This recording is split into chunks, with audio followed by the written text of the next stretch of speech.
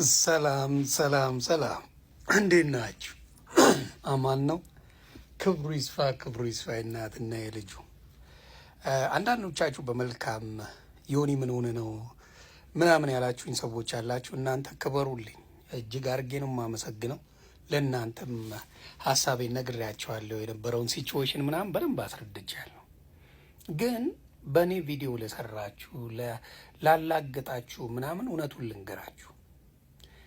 እኔ ማኛው ተገርዤ ነው፣ ይቅርታ አርጉልኝ፣ ተገርዤ ሆስፒታል ገብቼ ቁስሉ እስኪደርቅልኝ እየጠበቅኩ ነው። እና አደራ ቪዲዮ የምትሰሩብኝ በጸሎታችሁ አስቡኝ። ለዛ ነው እና ንገሩልኝ። ሌላው ሚስቱ አባራው ነው ሚስቱ እኔ ወንድ ልጅ ይባረራል እንዴ?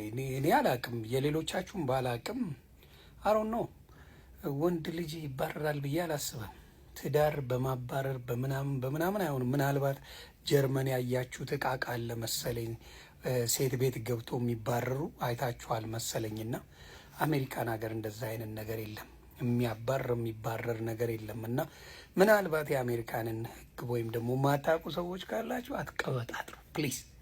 ኤኒዌይስ እንኳን የ18 ዓመት ትዳሬን ልፈታ ለማንም ቆሾ ቆምቦሬ ቲክታክ ላይ ለሚንበጫረቀው ወሮ በላ ተግባብተናል።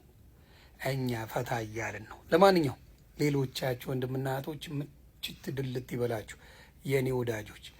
ሌሎቻችሁ ባናት ተተከል ነው የምልህ፣ ነግሬያችኋለሁ። ተገርዤ ቁስሉ እስኪደርቅልኝ እየጠበቅኩ ነው። ይመቻችሁ። መልካም ጊዜ